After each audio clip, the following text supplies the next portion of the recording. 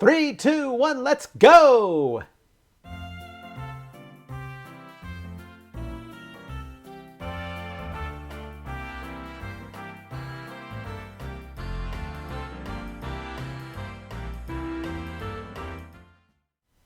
Hi everybody, and welcome to another exciting edition of Boring JavaScript. I'm your host, the Virtuoid, aka Mike Smith, and today we're going to be talking about the Parse Int method, which basically takes a string, parses it out, and converts it to a number. Well, what could be easier?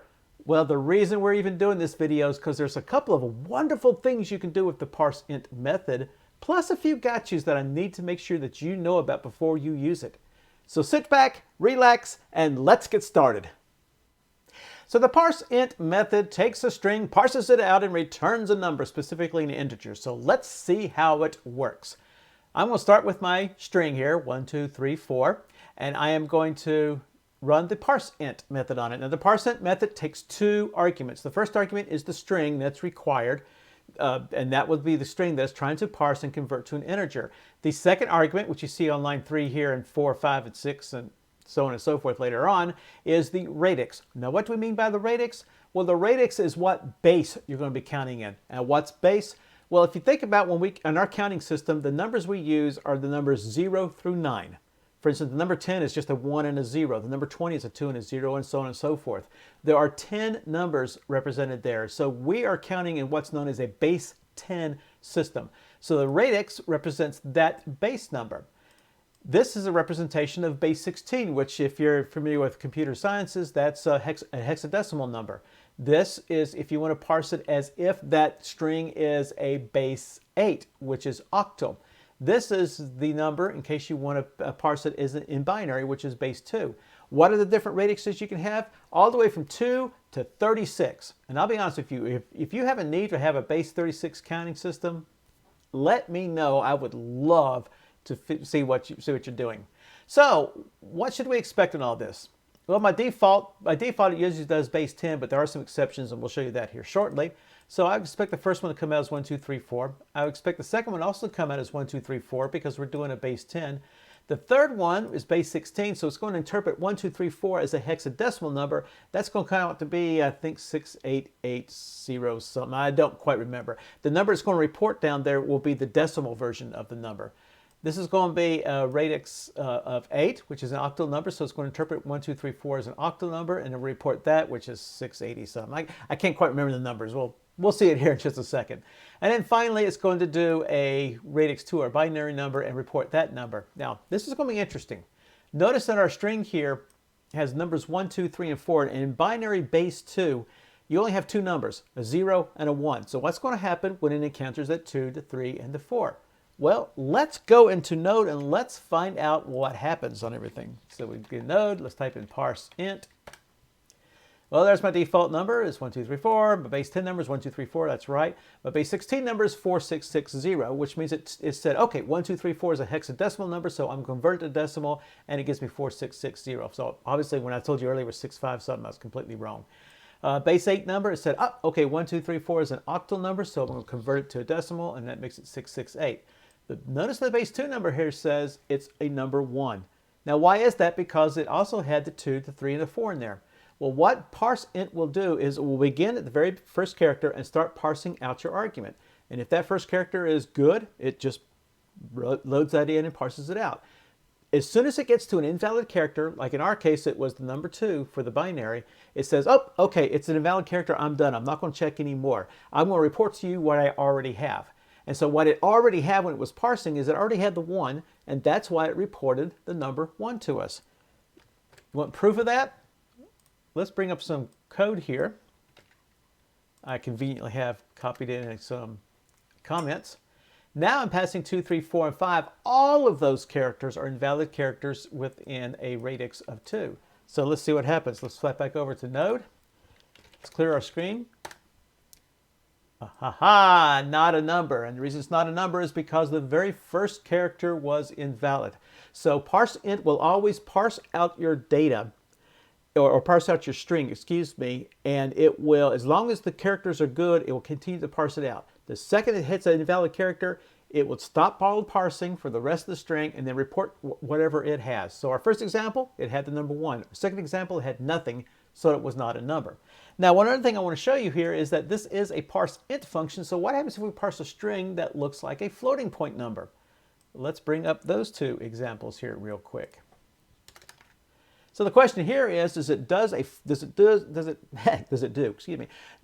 create a complete integer with the number? So basically, if I typed in 2.455, does it have the number 2, or 2.9? It should just click up number 2, or does it attempt to round the number up?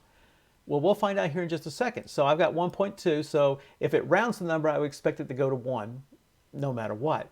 1.6, if it rounds the number, I expect it to go to 2. But if it doesn't round the number, if it just says, oh, the period is an invalid character, so I'm just going to report to you what I have, and here's the number 1, it should have the number 1. Let's find out. Let's go back over to Node. Let's clear our screen. Aha! It treats the decimal point as an invalid character, and it just says, here's your integer number. Have fun. So parse int does not do any kind of rounding or anything like that. It doesn't see that as an integer number. It basically says the period is an invalid character, so I'm going to stop processing at this point. Here's your number. So next, I'm going to show you a couple of other interesting quirks and gotchas that you can encounter when using the parse int method. So earlier I said that the default normally is base 10, but it may not be based on certain circumstances. And let me show you one of those circumstances. Here I have a string OX1AEO, and I'm going to use the parse int here, base 16, but not specify a radix, so we assume it's going to be base 10. So look at this number here. We should output a 0 because X is an invalid character. Let's take a look, and let's go over to Node, and let's type in node other. And whoa, no, it came out as 6880. Now, why is that? Well, the reason is that in this particular case, the default was not 10, the default was 16. Why? Because with JavaScript, any string, with the Parseint method here, a string that begins with the 0x is interpreted as a hexadecimal number or a base 16 number.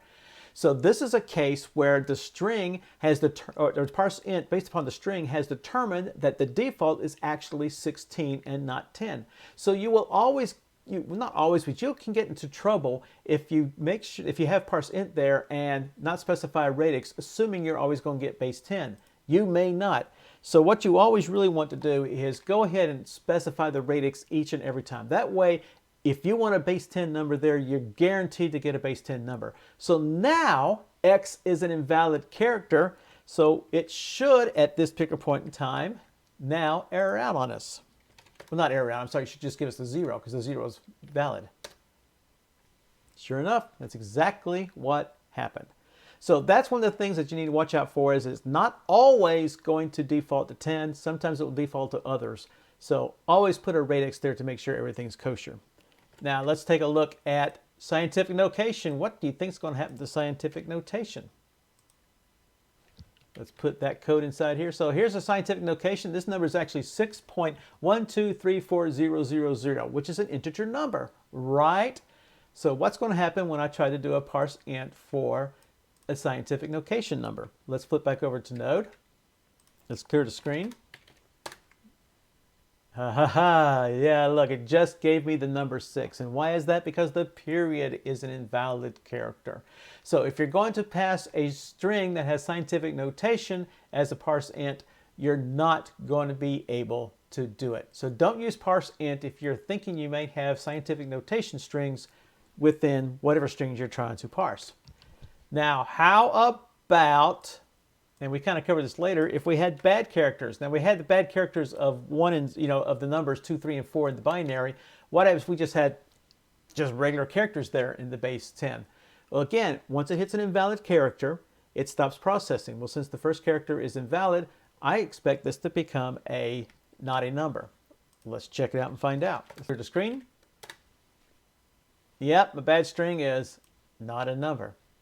It worked exactly like we're thinking of. So if I did have a number on top, like we said with the binary earlier, if we did have the number at the very beginning, like 1 cat, we should expect this to have the number 1 because the number 1 is processed, but the C was not processed.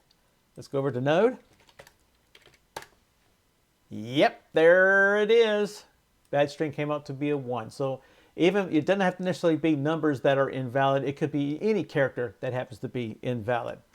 And so one of the things I want to show you here next, the very last time, is something that's going to be very important, is that JavaScript now has what's known as a big int, number. It's basically called a big int. And to specify a big int, you got your numbers here, and then you have the small letter n at the very end of the number. And that is a big int number. And it's a new data type that allows you to do these massively huge integers that go way beyond what a normal integer would be able to do. So my string is a big int number. So what's going to happen when I try to parse int that big int number? Will it convert it to a big int? Will it not?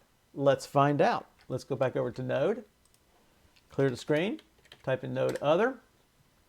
Here was my original string. Here is my after. Nope, didn't quite make it. Look, we had a bunch of zeros at the very end. So what happened here is that as it tried to parse it out, it sat there and said, oh, okay, this number is just way too big for me. I can't handle it, so that's it. We're done at this point. So parse int cannot be used for big int numbers. So if you got a database that uses big ints and it passes that big int number in and it tries to do a parse, it ain't going to work either. So these are some of the gotchas you're going to be looking at within JavaScript using the parse int. First of all, if you don't use a radix and you happen to pass a hexadecimal number, or what it interprets to have a 0x at the beginning, it will default to a base 16 number. So always put the radix there if you want to be absolutely certain to get your number. It's not going to do scientific notation for you very well. Like I said before, any character, if the first character is bad, it reports a not a number.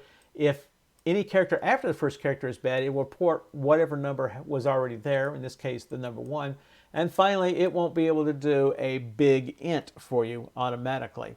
So those are just some of the gotchas you're going to have with the parse int. Just be aware of them and you'll be great shape. Big thing is put a radix number on there, and for the most part, you'll never go wrong. And that's all there is on the Parse Int method. I hope you enjoyed our video. Hope it didn't bore you to death. Please view all of our videos at www.boringjavascript.com. Subscribe to our YouTube channel or see everything we have at www.thevirtualoid.com. Thanks again for watching, and we'll see you later.